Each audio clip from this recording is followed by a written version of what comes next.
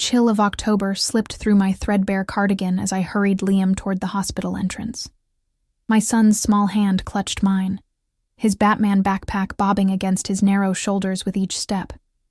The antiseptic smell hit us as the automatic doors slid open, a familiar punch to the senses that never got easier after 3 months of weekly visits. "Mommy, can we get hot chocolate after?" Liam asked, his 5-year-old voice carrying through the quiet lobby. A few heads turned our way, and I instinctively hunched my shoulders. "If you're good during my appointment," I promised, squeezing his hand. "Remember the rules? Sit quiet, draw pictures, don't bother the grown-ups," he recited, dragging his sneakers across the polished floor. The right one had a hole forming at the toe, another expense I couldn't afford. We checked in at the oncology department, the receptionist offering Liam a smile that didn't quite reach her eyes. Everyone here knew our story: single mother, stage 2 breast cancer, no family support. The staff had become used to seeing Liam beside me during treatments when my usual babysitter, Mrs. Patel from next door, had her arthritis flare up. Today was one of those days. "Emma Sullivan?" A nurse called my name, and I gathered our things, herding Liam toward the treatment room.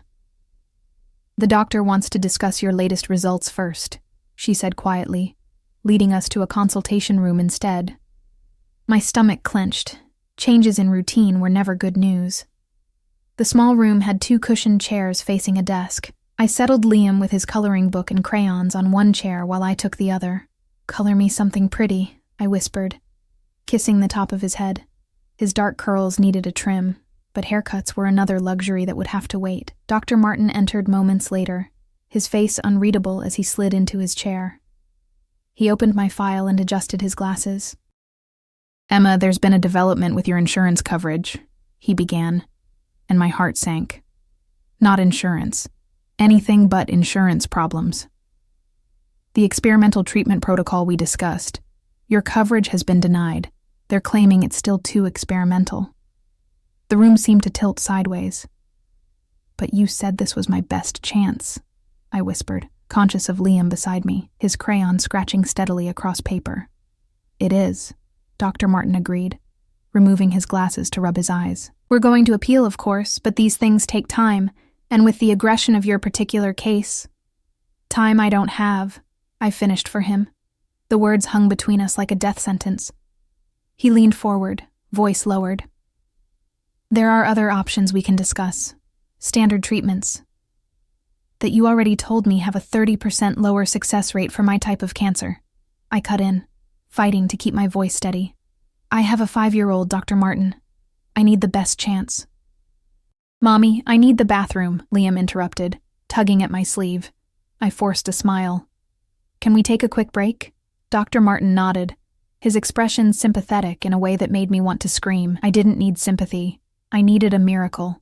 I led Liam down the hallway to the restrooms, my mind racing. The experimental treatment would cost nearly $200,000 without insurance. I had maybe $3,000 in savings, most of which was already earmarked for next month's rent and utilities. I'd been picking up extra shifts at the diner whenever I had energy after treatments, but tips had been thin, and my manager was already making noises about my unreliable schedule. "Can you go by yourself, buddy? I'll wait right here," I asked, stopping outside the men's room. Liam nodded solemnly. "I'm a big boy." "The biggest," I agreed, watching as he disappeared through the door. I leaned against the wall, closing my eyes against the fluorescent lights that seemed to highlight every worry line on my face. At 32, I often caught sight of my reflection and wondered who the haggard woman staring back was. Cancer had hollowed my cheeks and dulled my once bright auburn hair. Dark circles permanently resided under my eyes, no matter how much sleep I managed to steal. A commotion down the hall drew my attention. A group of men in expensive suits strode through the oncology ward, surrounding a central figure like planets orbiting a sun. Nurses and doctors stepped aside, some appearing nervous, others clearly annoyed at the disruption. I watched, curious, despite my exhaustion. The central figure was tall and broad-shouldered, wearing a charcoal suit that probably cost more than my yearly rent. Even from a distance, I could sense an aura of authority radiating from him. His dark hair was impeccably styled, with silver threads at the temples that caught the light. He moved with purpose, barely acknowledging the staff as they directed him toward the private wing. One of his entourage, a younger man with a severe crew cut, noticed me watching and narrowed his eyes. I quickly looked away, suddenly conscious of my worn jeans and the coffee stain on my sweater. The bathroom door swung open and Liam emerged, wiping damp hands on his pants. "Did you wash with soap?" I asked automatically. "Yes, Mom," he sighed, the universal tone of a child tired of the same questions. As we turned to head back to Dr. Martin's office, Liam suddenly froze, his gaze fixed on the group of men now standing near the nurse's station. The well-dressed man at the center was signing something, while his associates maintained a protective circle around him. "Mommy," Liam said, voice rising with excitement. "That's him. That's the man from your stories." My blood ran cold. "What man, Liam?" I asked quietly, trying to pull him along, but Liam had already slipped from my grasp, darting toward the group with the fearless abandon only children possess. "Liam!" I hissed, hurrying after him. But it was too late. He had already reached the edge of the group, tilting his head back to stare up at the imposing man. One of the guards moved to intercept him, but Liam ducked under his arm with the agility of youth. "You're from Mommy's stories," Liam announced loudly, pointing a small finger up at the man. "You're Mr. Dominic, the man who fights bad guys." The entire group went silent. The man, Dominic, turned slowly, dark eyes finding my son. His gaze shifted, tracking past Liam to where I stood, frozen in horror. The color drained from his face as our eyes met. Recognition flickered in his expression, followed by something I couldn't name. Shock, perhaps, or disbelief. The pen he'd been holding slipped from his fingers, clattering against the countertop. "I'm sorry," I gasped, finally reaching Liam and grabbing his hand. "I'm so sorry. He has an active imagination." Dominic stared at me as though seeing a ghost. "Emma," he said, my name falling from his lips like a forgotten prayer. My heart stuttered. How did this stranger know my name? One of his men stepped forward, hand moving suggestively toward his jacket, but Dominic held up a hand, stopping him. "It's all right," he said, his voice deep and controlled despite the pallor of his face. "The boy is mistaken." His eyes never left mine, searching for something I couldn't understand.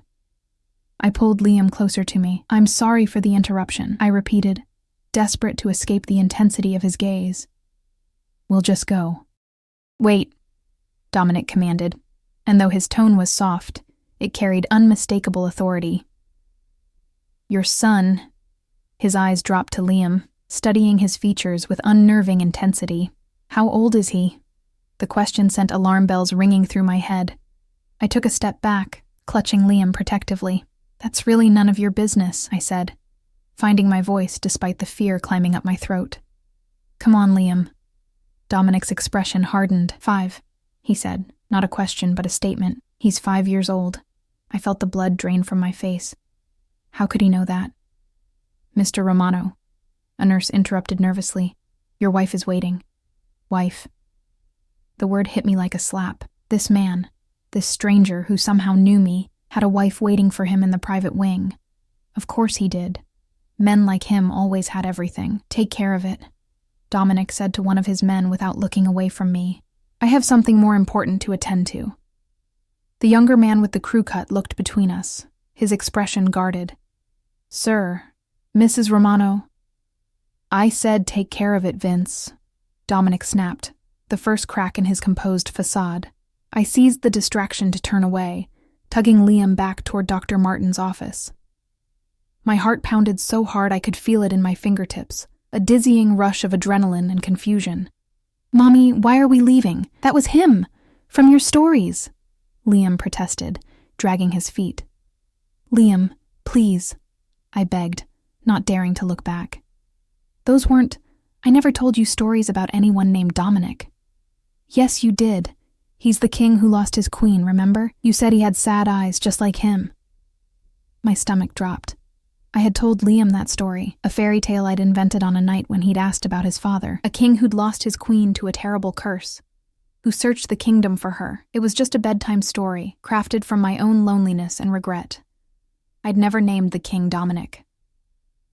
"Ms. Sullivan," a deep voice called from behind us. "Please, a moment." I stopped, though every instinct screamed at me to keep walking. Slowly, I turned to face Dominic Romano. Up close, he was even more intimidating. Over 6 feet tall, with features that might have been carved from stone. But his eyes... Liam was right. They were sad. Haunted even as they moved between my face and my son's. "I believe we have matters to discuss," he said quietly. Privately. One of his men stepped forward, handing him a business card which he offered to me. I hesitated before taking it, careful not to let our fingers touch. Dominic Romano, Romano Enterprises, it read in elegant embossing, followed by a phone number. "I don't know what you think," I began, but he cut me off with a subtle shake of his head. "Not here," he murmured, eyes flicking meaningfully to Liam. "Call that number tonight. It's my private line." His gaze returned to Liam, softening almost imperceptibly. "He has your eyes." Before I could respond, a commotion erupted at the end of the hall. A woman's voice, sharp with irritation, cut through the quiet of the oncology ward. "Dominic!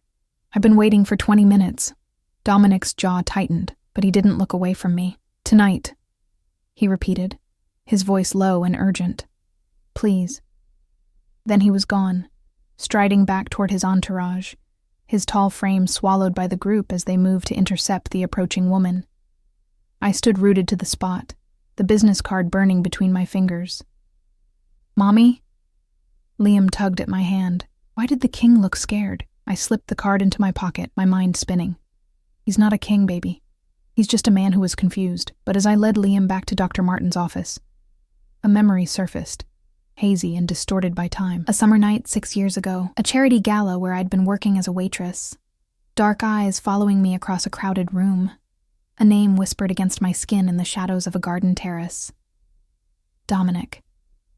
It couldn't be the same man. That night had been a dream, a moment of madness I'd locked away and tried to forget. The night that had given me Liam, my blessing, my salvation, my entire world. Dr. Martin was still waiting, my file open before him. He looked up as we entered, his expression concerned. "Everything all right? You were gone a while." "Fine," I lied, settling back into the chair. "Just ran into someone." As the doctor resumed discussing alternative treatment options, I half listened, my thoughts elsewhere. The card in my pocket seemed to weigh 1,000 pounds. Whatever Dominic Romano wanted to discuss, I was certain of one thing. It would change everything. And with my life already hanging by a thread, I wasn't sure if I could survive another upheaval. As we left the hospital an hour later, I felt eyes on us. Scanning the parking lot, I caught sight of a black SUV with tinted windows idling near the exit. As Liam and I passed, the engine started. They were following us, watching us. The king had found his lost queen, and he wasn't letting her disappear again. The diner where I worked was nearly empty when Liam and I arrived. The afternoon lull between lunch and dinner meant only a few regulars occupied the booths. Mr. Grayson nursing his endless coffee, and the Simmons brothers arguing over their usual chess game. "Emma," Darlene called from behind the counter, her lined face breaking into a smile that quickly faded when she saw my expression. "What happened, honey? Bad news at the doctor's?" I nodded, guiding Liam to his usual spot at the far end of the counter where he could color without disturbing customers. "Insurance denied the experimental treatment," I said quietly, grabbing an apron from under the counter. "You're not working today," Darlene protested, her hands on her hips. "You just had chemo yesterday." "I need the hours," I said simply, tying the apron around my waist. The weight of Dominic Romano's business card still pressed against my thigh in my pocket, a constant reminder of the impossible decision before me. Call the stranger who somehow knew me, who looked at my son with such knowing eyes, or pretend the encounter had never happened. Darlene sighed, knowing better than to argue. "Fine. But you're taking home leftovers tonight.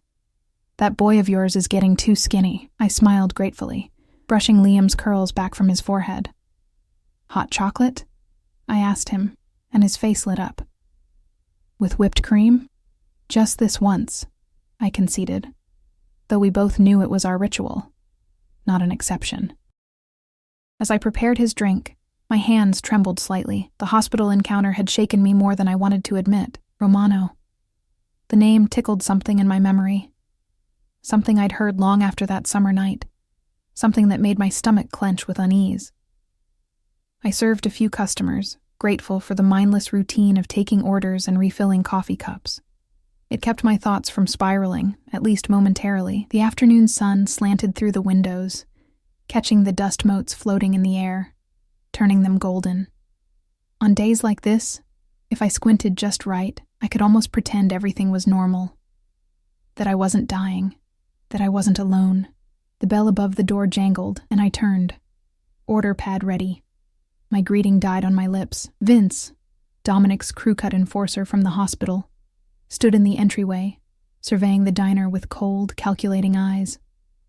When his gaze landed on me, something like satisfaction crossed his features.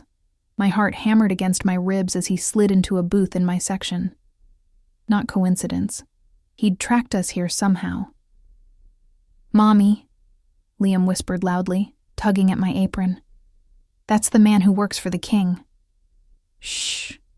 I hushed him, pasting on a server's smile as I approached the booth. "Welcome to Sal's Diner. What can I get for you?" Vince looked up at me, his eyes assessing. "Just coffee." He paused, then added, "For now." I nodded and turned to fetch the coffee pot, feeling his eyes on my back like laser points. "Emma," Darlene hissed as I passed her. "You know that guy?" I shook my head. "Not really." "Well, he looks like trouble," she muttered. "And not the good kind."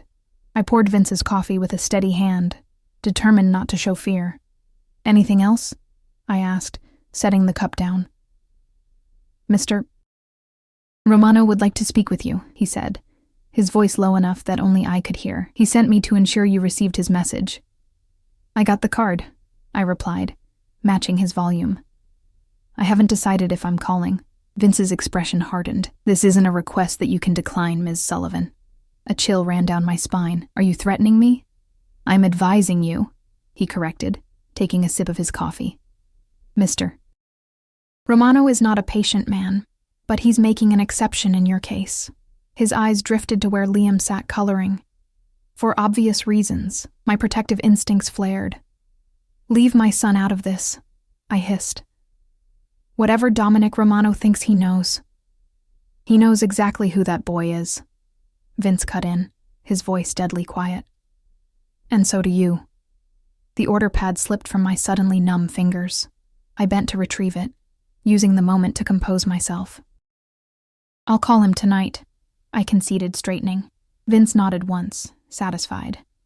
He pulled out his wallet and placed a $100 bill on the table. "For the coffee," he said, sliding out of the booth. "And a piece of advice. Don't try to run. He'll find you."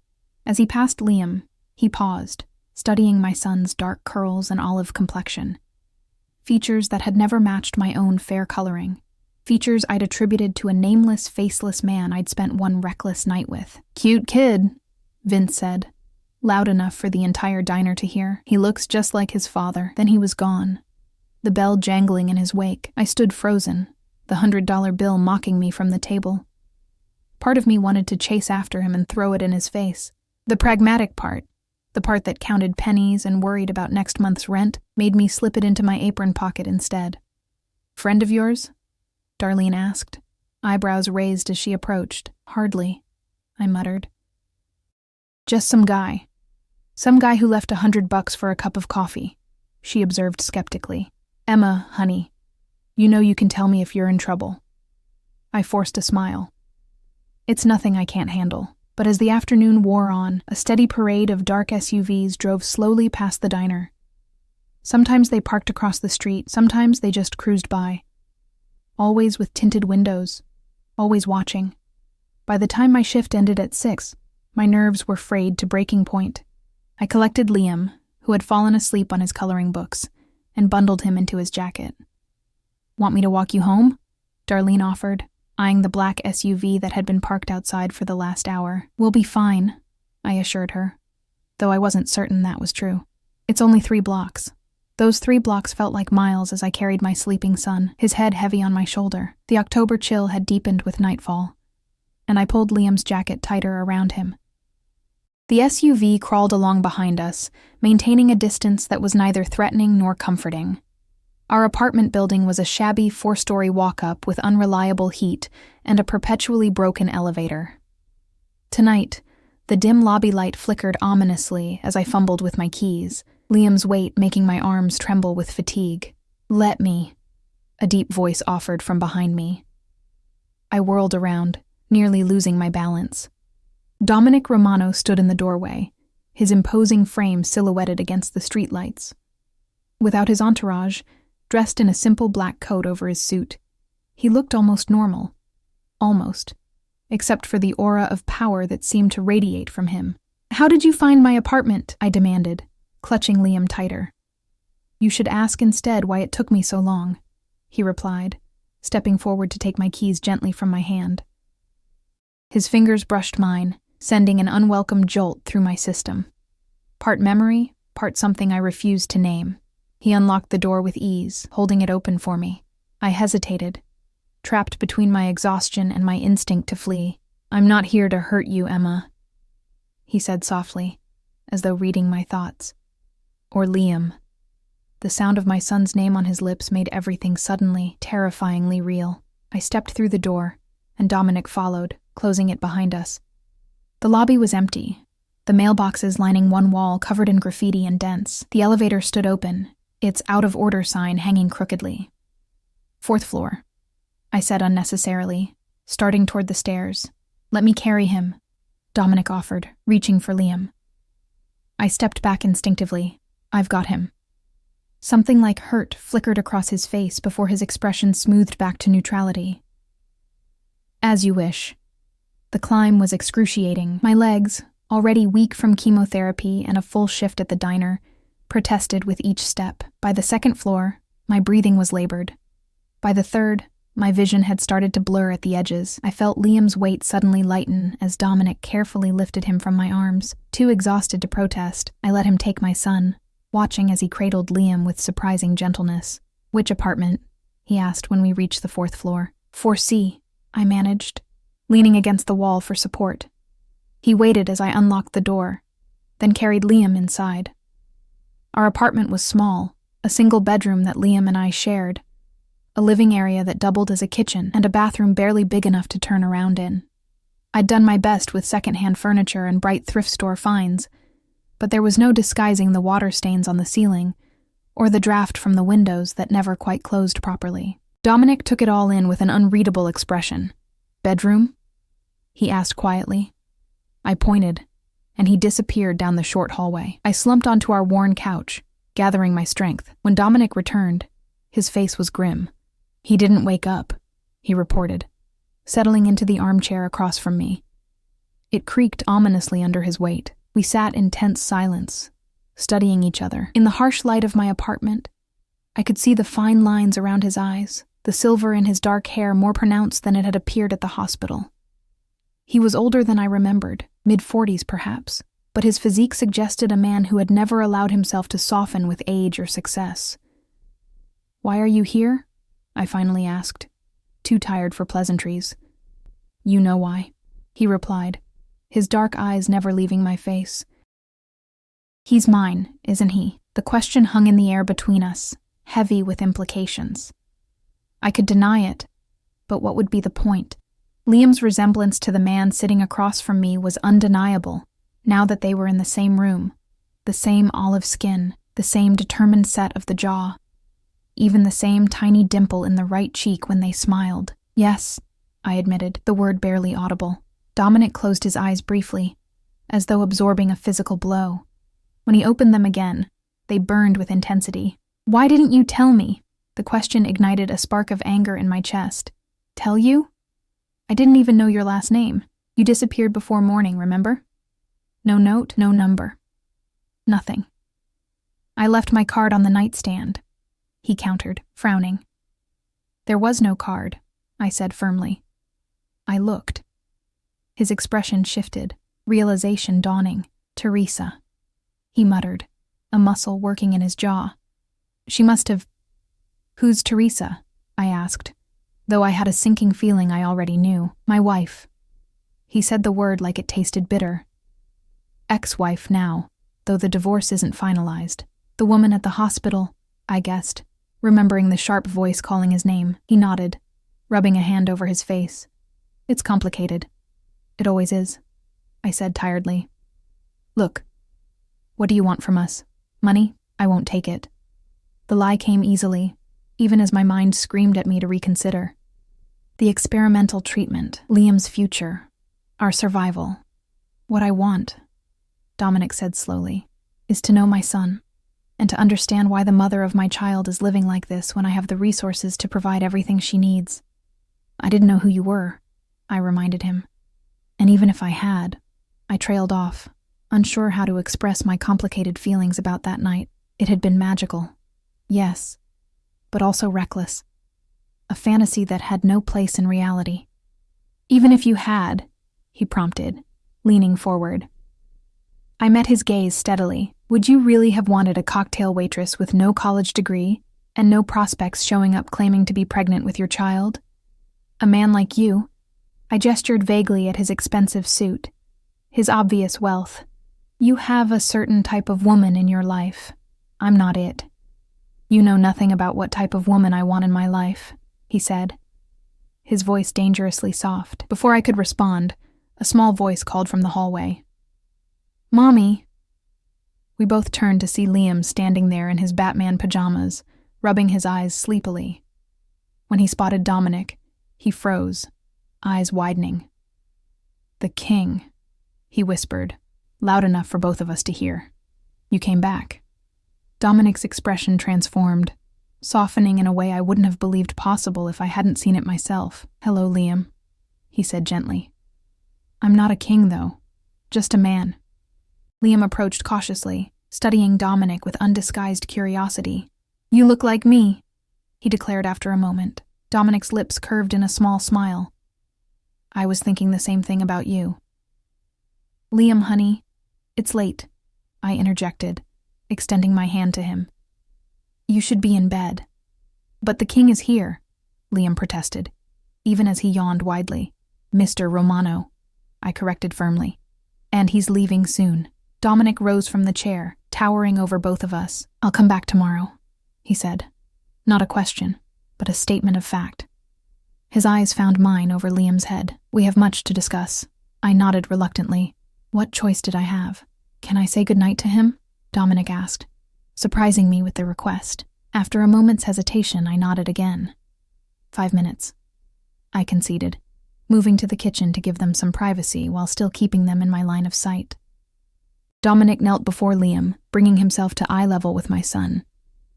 They spoke quietly, too low for me to hear, but I watched as Liam's face brightened, then grew serious.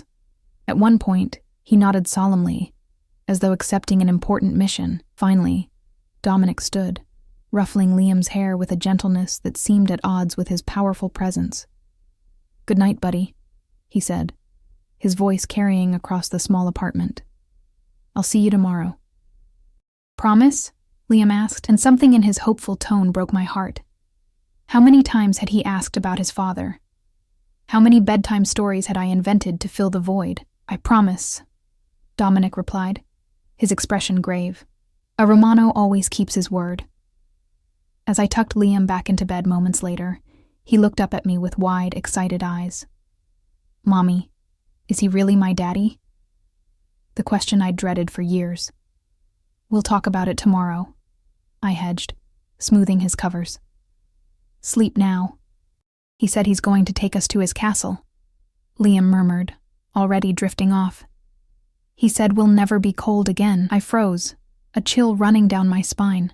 What exactly had Dominic promised my son in those few minutes? When I returned to the living room, Dominic was standing by the window, looking out at the city lights. He turned as I approached.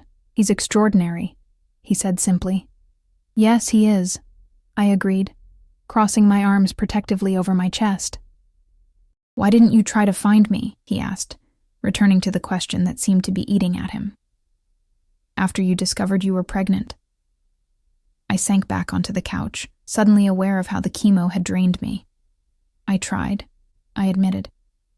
I went back to the hotel, asked about the charity gala. They wouldn't give me any information about the attendees. I didn't even know your full name, just Dominic. I shrugged. After a while, it didn't matter anymore. I had Liam. He was enough. Dominic studied me, his expression unreadable. And now? Is he still enough to keep you from accepting help when you clearly need it? My defenses rose. We're managing. Are you? He challenged, gesturing around the apartment. This place is falling apart. You're working as a waitress while undergoing cancer treatment. Your son is wearing clothes that are too small for him. This isn't managing, Emma. This is barely surviving. The truth of his words stung. What do you suggest? I asked. Too exhausted to maintain my pride. That I let you waltz in after 5 years and take over our lives? That I accept your charity? Not charity, he corrected sharply. Responsibility. He's my son too, Emma. I have a right to provide for him, for both of you. And what does that look like exactly? I pressed. Weekly child support checks? Occasional visits when your schedule permits? Or are you planning to sue for custody now that you know he exists? Fear gripped me at the thought. Dominic Romano was clearly wealthy and powerful. If he wanted to take Liam from me, could I even fight him? Especially now, with my health so uncertain. I'm not going to take him from you, Dominic said, as though reading my thoughts. But I want to be part of his life, and I want to help you fight this cancer. His eyes bore into mine. I know about the experimental treatment, Emma. I can make it happen. My breath caught. How did you... I made some calls after I saw you at the hospital, he explained. I have connections in the medical field. The treatment you need costs $197,000. I can have the money transferred to the hospital tomorrow morning. The sum, so precise, so impossible, hung in the air between us. The exact amount that stood between me and a fighting chance. Why would you do that? I whispered, tears threatening for the first time since his appearance. Dominic moved closer, his expression softening. Because Liam needs his mother, he said simply. And because I've spent 5 years searching for something I couldn't name. Now I know what it was. His voice dropped lower. It was you, Emma. It was always you. His words hung in the air between us, impossible and dreamlike. I'd been surviving on my own for so long that the idea of someone swooping in to rescue me felt like a fairy tale, beautiful but dangerously unreal. You don't even know me, I said finally, breaking the charged silence. One night 6 years ago doesn't make us anything to each other. Then let me know you, Dominic countered, his eyes never leaving mine. Let me help you, Emma. Not just for Liam's sake, but for yours. I stood shakily, needing distance between us. The intensity of his gaze made it hard to think clearly. I need time to process this, I said, moving toward the door. It's late and I'm exhausted. Dominic nodded, reaching into his jacket to withdraw a sleek phone. Take my number, he said, handing it to me. Call anytime, day or night. I accepted it numbly, watching as he programmed his contact information into my ancient flip phone. When he handed it back, our fingers brushed again, and that same electric current raced up my arm. I'll have the money transferred to the hospital tomorrow, he continued, moving toward the door. No strings attached, Emma, whether you decide to let me into your lives or not. That treatment is yours. The generosity stunned me. I don't know what to say.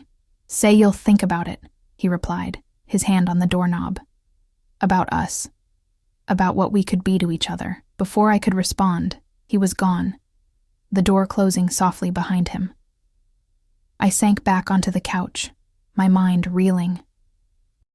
The man who had haunted my dreams for years, the nameless, faceless father of my child, was suddenly, overwhelmingly real, and he wanted to be part of our lives. Sleep eluded me that night. I tossed restlessly beside Liam, listening to his soft breathing, watching the moonlight create patterns on the ceiling. By morning, I had made no decisions, but exhaustion had given way to a strange, floating sense of possibility. Dr. Martin called before I'd even finished my first cup of coffee. Emma, he said, his voice tense with excitement. Something extraordinary has happened. An anonymous donor has covered the full cost of your experimental treatment. My hand tightened on the phone. Anonymous? Completely. The hospital received a wire transfer this morning with explicit instructions that the funds be applied to your treatment protocol. Emma, this is unprecedented. Dominic had kept his word. No strings attached, just as he'd promised. When can we start? I asked, watching Liam pour cereal at the kitchen table, blissfully unaware of the miracle unfolding around him. Today, Dr. Martin replied. Can you come in at noon? After hanging up, I sat frozen, my coffee growing cold. Dominic Romano had just saved my life. The question now was, at what cost? The answer came just after 10, with a knock on my apartment door. I opened it to find Vince standing in the hallway, his expression professional, but slightly less cold than the previous day. Ms. Sullivan, he greeted me with a nod. Mr. Romano sent me to drive you to your appointment. How did he know about my appointment? I asked, though I wasn't truly surprised. Vince's lips twitched. Mr. Romano makes it his business to know everything that concerns his family. Family. The word sent a shiver through me. I can take the bus, I protested weakly. Mr. Romano insists, Vince replied, in a tone that suggested further argument was futile, for both your safety and convenience. I hesitated, looking back at Liam, who was watching cartoons in his pajamas. I need to find someone to watch him. Already arranged, Vince said. Mrs. Patel from next door will be here in 30 minutes. Mr. Romano spoke with her this morning. My jaw clenched at his presumption. Of course he did. Nevertheless, at noon, I found myself in the back of a luxurious black SUV, being driven to the hospital by Dominic's silent enforcer. The vehicle's plush leather seats and climate-controlled interior made me acutely aware of my worn jeans and secondhand sweater. He's waiting for you, Vince said as we pulled up to the hospital entrance. 3rd floor, private wing, room 312. I stepped out, drawing curious glances from hospital staff who clearly recognized the vehicle. Thank you for the ride, I said stiffly. Vince nodded. I'll be here when you're finished. The private wing of the hospital was a different world from the oncology department I was used to. Soft lighting, tasteful artwork, and hushed voices created an atmosphere more like a luxury hotel than a medical facility. A nurse guided me to room 312, where Dominic stood speaking quietly with a distinguished-looking doctor. Both men turned as I entered. Dominic's face brightened, his eyes warming at the sight of me. Emma, he said, striding forward to take my hand. Dr. Keller has agreed to oversee your treatment personally. He's the leading expert in this protocol. The doctor extended his hand with a kind smile. Ms. Sullivan, it's a pleasure to meet you. We've reviewed your case extensively, and I believe you're an excellent candidate for this treatment. I shook his hand, overwhelmed by the speed at which events were unfolding. Thank you, I managed, my eyes drifting back to Dominic. He looked different today, still imposing in a charcoal suit that probably cost more than my yearly rent, but less intimidating somehow. The harsh edges I'd glimpsed yesterday had softened in the daylight. I'll leave you to discuss the details, Dominic said, squeezing my hand briefly before releasing it. I have some business to attend to, but Vince will drive you home afterward. You don't need to stay? I asked, surprised by his departure. A shadow crossed his face. I thought my presence might complicate things for you. This is about your health, Emma, not about us. The consideration touched me more than I wanted to admit. Thank you, I said softly, for everything. His eyes held mine for a long moment, communicating something deeper than words could express. Then he was gone, leaving me with Dr. Keller and a treatment plan that might just save my life. The next few hours passed in a blur of consultations, blood draws, and detailed explanations of the treatment protocol. By the time I emerged from the hospital, the October sun was setting, casting long shadows across the parking lot. Vince stood beside the SUV, opening the door as I approached. Successful day? He asked, the closest he'd come to casual conversation. I nodded, sliding into the back seat. Very. Good, he replied, closing the door and circling to the driver's side. Mr. Romano has requested that I take you to his residence. He'd like to speak with you. Alarm prickled along my spine. I need to get home to Liam. Your son is already there, Vince informed me, starting the engine. Mr. Romano picked him up from your neighbor's apartment himself. They're waiting for you. My heartbeat quickened. You had no right to, Ms. Sullivan, Vince interrupted calmly. Mr. Romano is Liam's father. He has every right. He met my eyes in the rearview mirror. And Mrs. Patel was more than happy to release Liam to him after he provided proper identification and called you for verbal confirmation. I began, then stopped. What do you mean, called me? Vince's expression remained impassive. Someone claiming to be you called Mrs. Patel while Mr. Romano was there, confirming that Liam could go with his father. Cold fear gripped me. That wasn't me. For the first time, Vince looked uncomfortable. I see. The implication hung in the air between us. Dominic Romano had manufactured my consent to take my son. The man who had promised to make no claims on Liam had just demonstrated exactly how easily he could take him if he wanted to. Take me to him, I said, my voice hard with fear and anger. Now. As the SUV glided through the streets of the city, leaving my familiar neighborhood behind for increasingly affluent areas, I struggled to contain my growing panic. Dominic Romano wasn't just a wealthy businessman with connections. He was something else entirely, something dangerous. The name finally clicked in my memory. Romano Enterprises. The whispered rumors among the waitstaff at the hotel.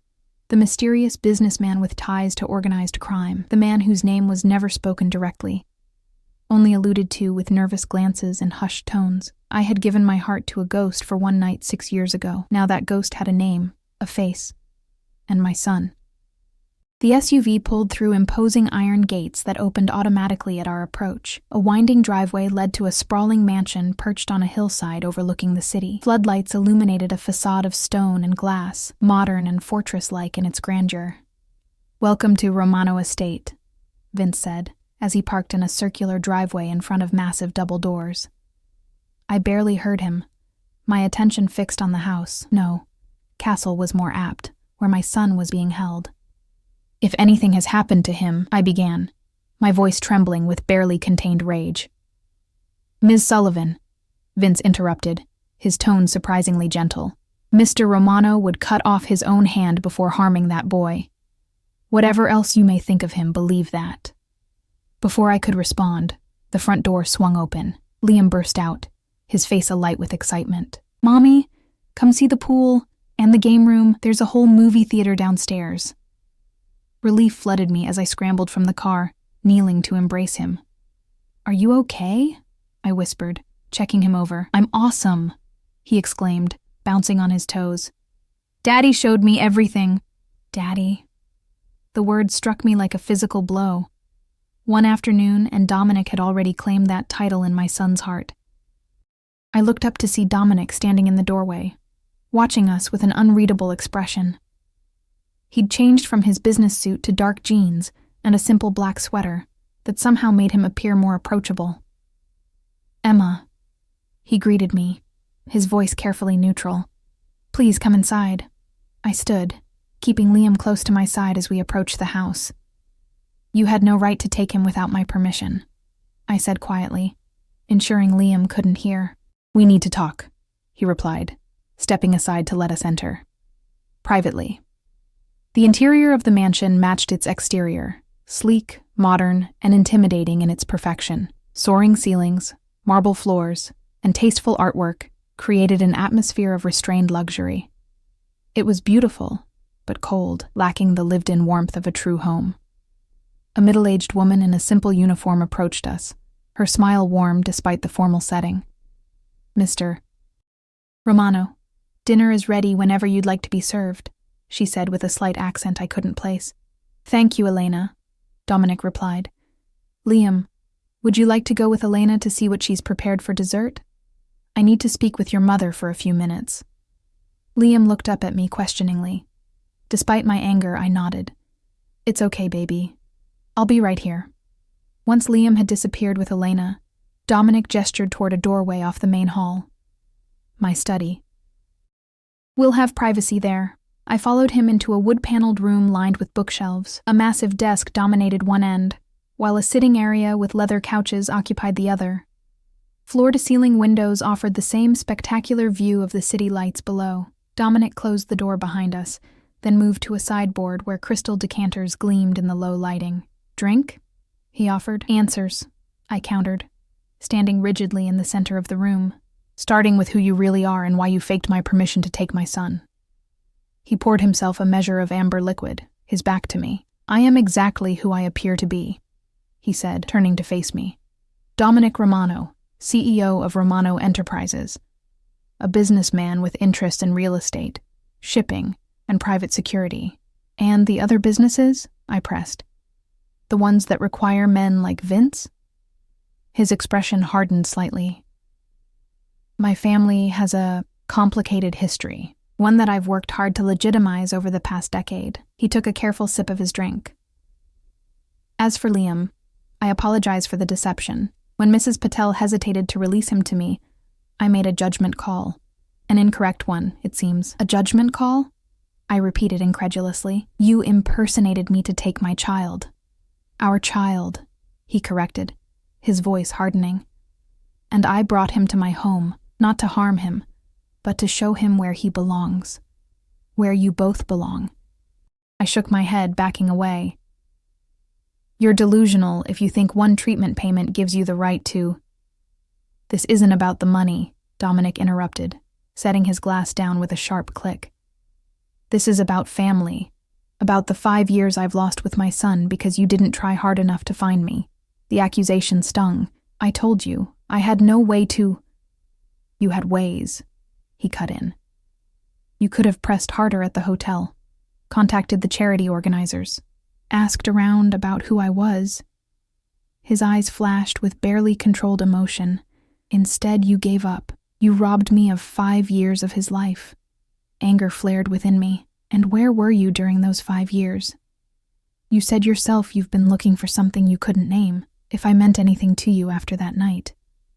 Why didn't you try to find me?" Dominic's expression shifted, the anger giving way to something more complex.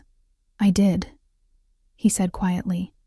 "For months after that night, I had my people searching for Emma, with auburn hair, who worked the charity gala. But you'd already left the hotel's employment by then. The staff wouldn't give information about former employees." He ran a hand through his hair in a gesture that seemed strangely vulnerable. "I nearly drove myself mad looking for you." The confession stunned me. "Why?" I whispered. "It was one night that changed everything," he replied, moving closer. "I've had wealth, power, beautiful women, but never connection. Never that feeling of rightness I experienced with you." His voice dropped lower. "I knew at the moment I saw you across that ballroom. You were different, real, in a world of facades." I swallowed hard, fighting the pull of his words, the intensity of his gaze. "So what now? You found us. You're paying for my treatment. What do you expect in return?" "I want us to be a family," he said simply. "I want Liam to grow up knowing his father. I want you both here, safe, protected." "As what?" I challenged. "Your kept woman? The mother of your illegitimate child? Hidden away in your castle?" Dominic's expression darkened. "Don't twist this, Emma. I'm not offering you a position as my mistress. I'm offering you a home, security, a future for our son." "And what about your wife?" I asked. "Ex-wife, whatever she is."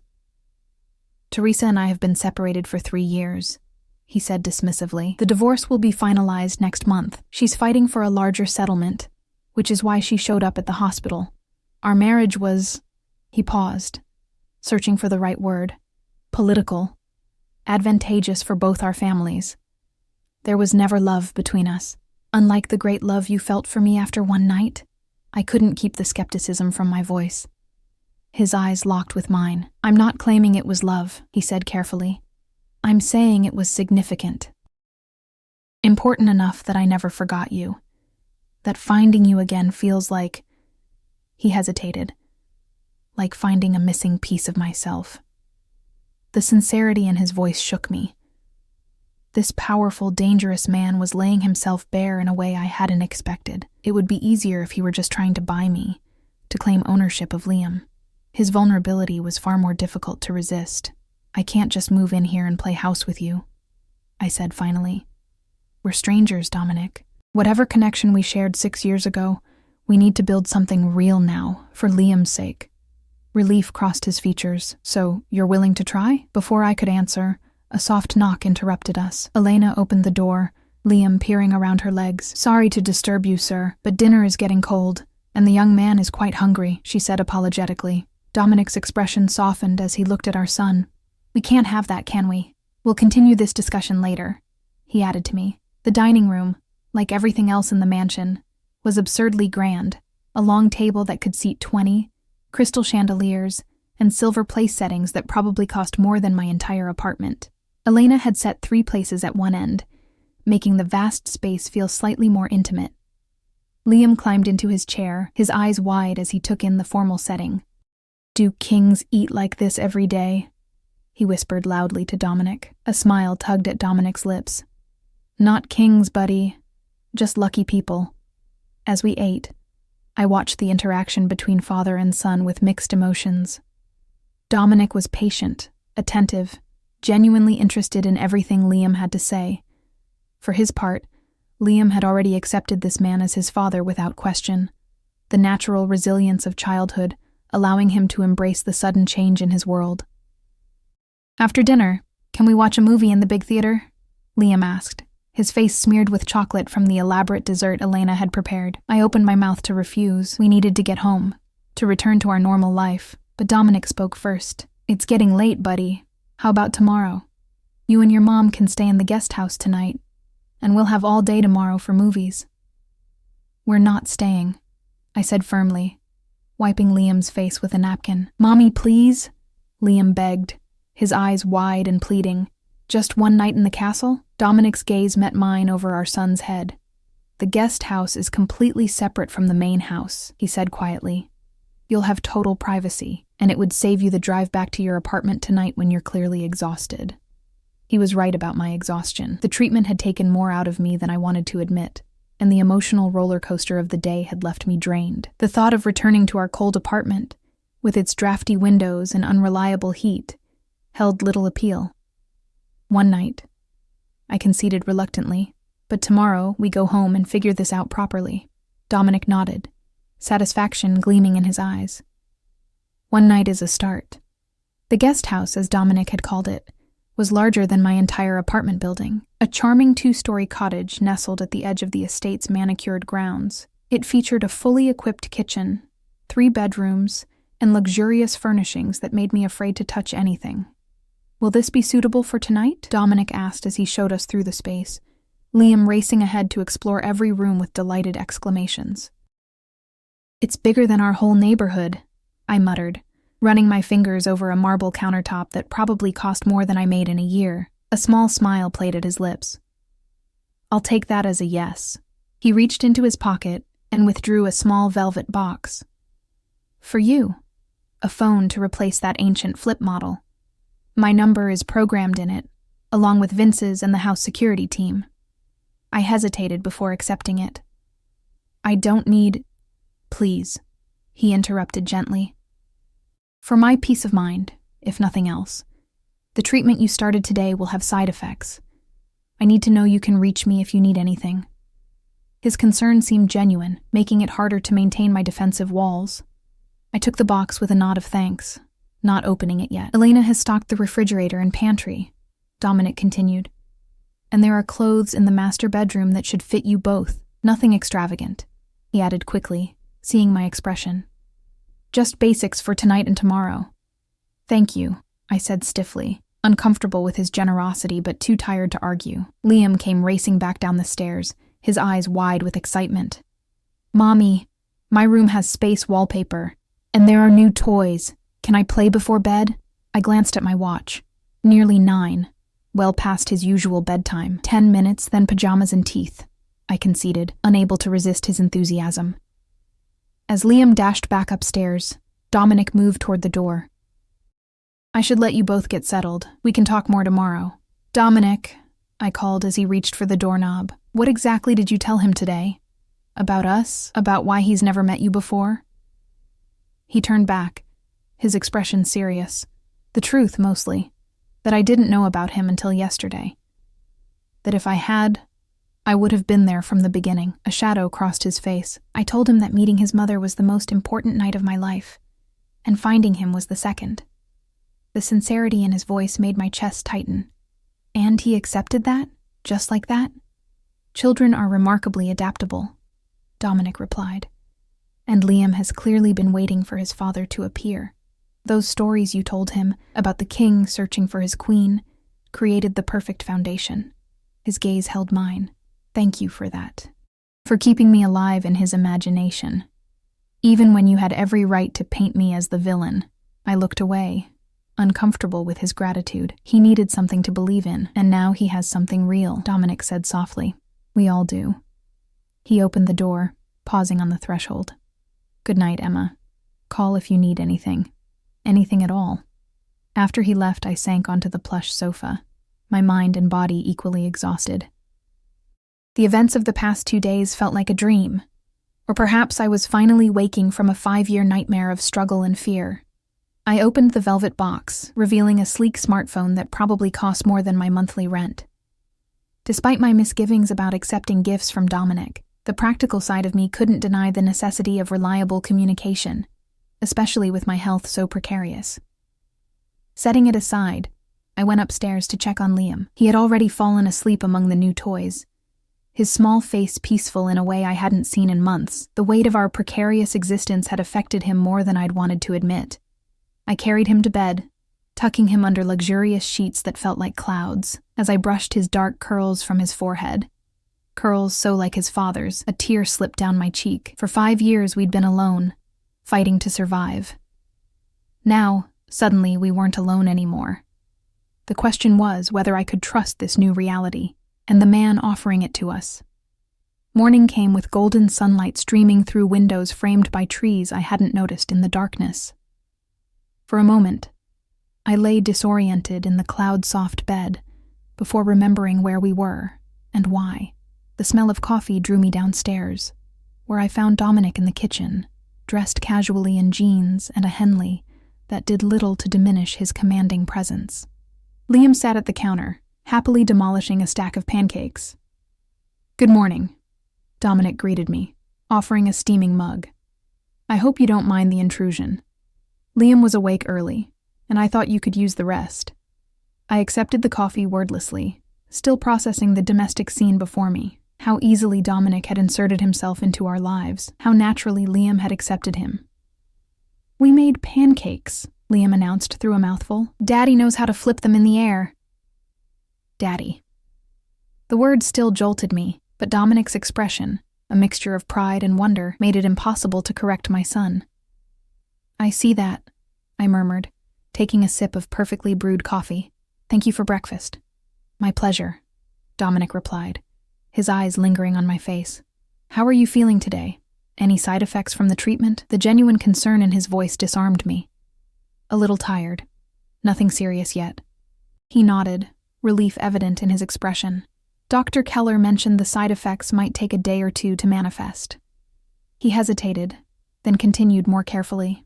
I've arranged for a private nurse to be available when you need her, and I'd like to formally invite you both to stay here, at least during your treatment cycle. The guest house is yours for as long as you want it. I set my mug down, choosing my words carefully with Liam listening. That's very generous, but we need to return to our apartment today. Our lives are there. Disappointment flashed across his face before he schooled his expression. Of course. Vince can drive you whenever you're ready. He turned to Liam. How about that movie we promised you before you go? Liam's face lit up. The space one? Any one you choose, Dominic agreed with a smile that transformed his normally serious face. 3 hours later, after a movie in Dominic's ridiculously opulent home theater and a tour of the grounds that included a playground built specifically for Liam overnight, a fact that both impressed and unnerved me, we were finally ready to leave. Dominic walked us to the waiting SUV, Liam's hand clasped in his. When will I see you again? Liam asked, his voice small and uncertain. Dominic knelt to his level, his expression solemn. Very soon, I promise. How about Saturday? I'll pick you up, and we can spend the day together. Can Mommy come too? Liam asked, glancing up at me. If she wants to, Dominic replied, his eyes meeting mine with a question in their depths. I nodded reluctantly. We'll both be there. Relief and satisfaction crossed his face as he stood. I'll call you tonight to check how you're feeling, he said, helping Liam into the car. And Emma? He hesitated, lowering his voice. Please consider my offer. The guest house is yours, no strings attached. You'd be more comfortable here during your treatment. The sincerity in his eyes made it difficult to maintain my defenses. I'll think about it, I conceded, allowing him to help me into the SUV beside Liam. As Vince drove us away, I watched Dominic's figure in the side mirror until the gates closed behind us, shutting away the fairy tale world he'd offered us. I like Daddy, Liam said quietly from beside me. He looks at you the way the king looks at the queen in my stories. Out of the mouths of babes, I squeezed his hand, unsure how to respond to his innocent observation. Our apartment building looked even shabbier after the luxury of Dominic's estate. The elevator was still broken, and the stairwell smelled of stale cigarettes as we climbed to the 4th floor. Inside, our tiny home felt colder than usual, the water stain on the ceiling somehow more prominent. Is this really our house? Liam asked, looking around with new eyes. It's so small. It's our home, I corrected gently, setting down the bags Dominic had insisted on filling with leftovers from Elena's kitchen. But as I moved through the familiar rooms, I saw them through Dominic's eyes. The peeling paint, the threadbare furniture, the draft from windows that never quite closed properly. We had survived here, but we had never thrived. That night, after tucking Liam into bed with promises that yes, he would see his father on Saturday, I sat alone in the dim light of our living room, turning Dominic's sleek phone between my fingers. When it rang, I wasn't surprised to see his name on the screen. How are you feeling? He asked without preamble when I answered. Tired, a little nauseous. Dr. Keller said that's normal. His voice softened with concern. Is there anything you need? Anything I can send over? We're fine, I assured him, though my gaze drifted to the ceiling where a new leak had started during our absence, a steady drip into a pot on the floor creating a rhythmic backdrop to our conversation. Emma, Dominic said after a moment of silence, I know this is happening fast. I know you have every reason to be cautious. But I meant what I said. You and Liam belong with me. I closed my eyes, fighting the pull of his words. You can't just claim us like lost property, Dominic. That's not what I'm doing, he insisted. I'm offering you both the life you deserve. The life I would have given you from the beginning if I'd known. And what about what I want? I challenged softly. Tell me what you want, he replied without hesitation. Whatever it is, if it's within my power to give, it's yours. The answer rose to my lips before I could suppress it. Time, I said honestly. Time to get to know you. Time to trust this isn't some fairy tale that will disappear in the morning. Time, he repeated thoughtfully. That I can give you. But Emma... His voice dropped lower, more intimate. Don't waste too much of it. Your treatment will be difficult. Let me help you through it. 3 weeks later, I finally accepted his offer.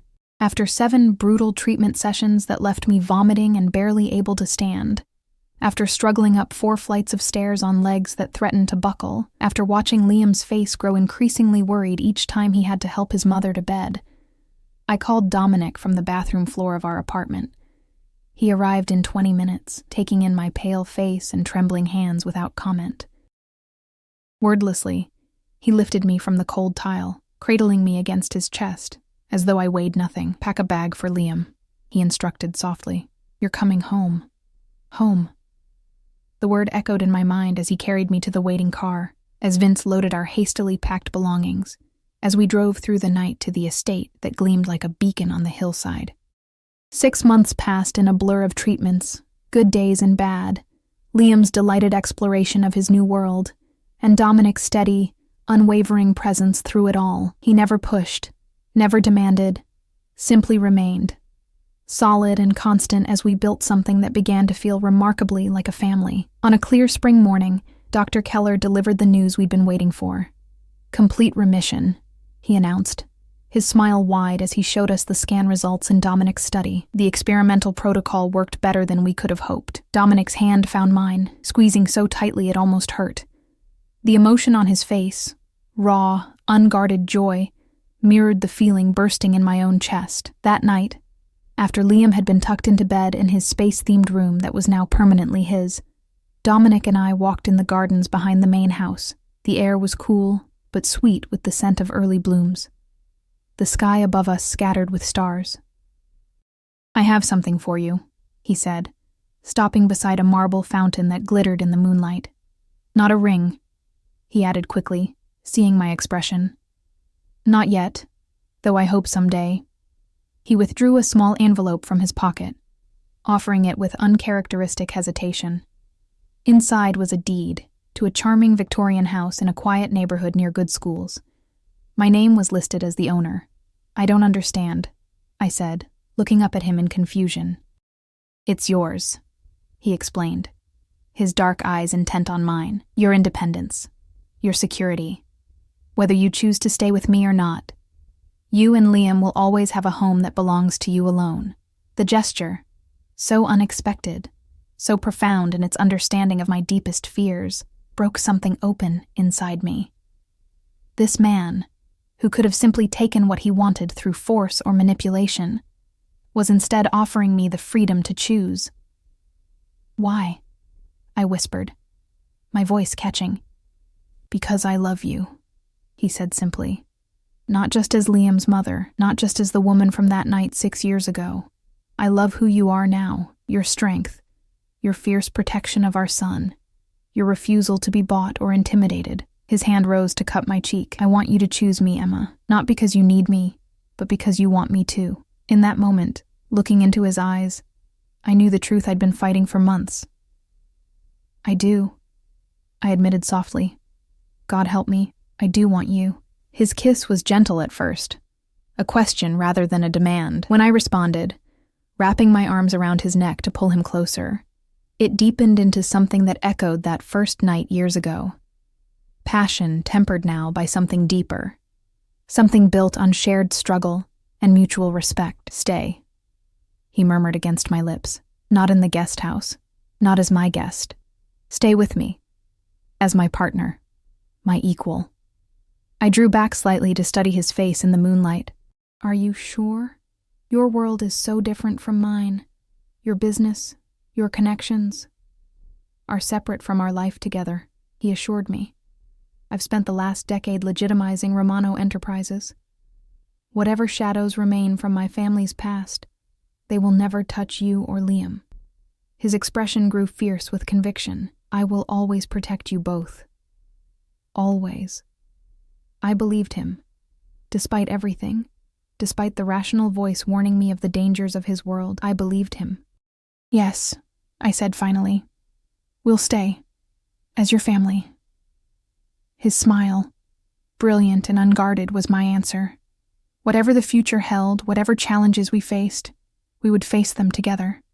The king had found his queen, and the story was only beginning. 1 year later, I stood in the garden of the estate, our home now in every sense, watching as Dominic taught Liam to throw a baseball across the perfectly manicured lawn. My hair had grown back, curling past my shoulders in the warm spring breeze.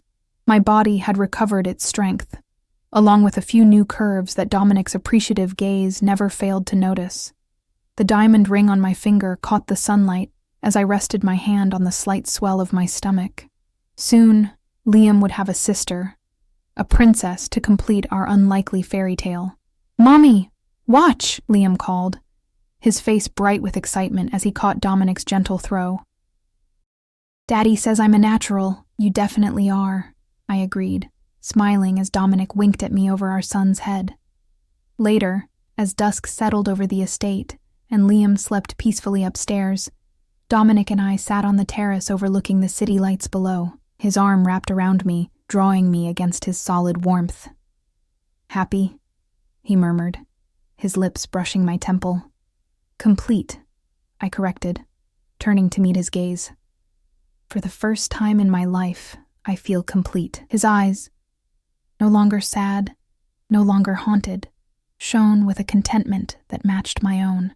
"I told you once that finding you again was like finding a missing piece of myself," he said softly. I never imagined how true that would prove to be. As his lips found mine in the gathering darkness, I silently thanked the fates that had brought us together twice, once in a summer night of passion, and again through the innocent words of a little boy who recognized the king from his mother's stories. Our story wasn't perfect, it wasn't always easy, but it was ours, real and solid and lasting, and in the end, isn't that what every fairy tale hopes to become?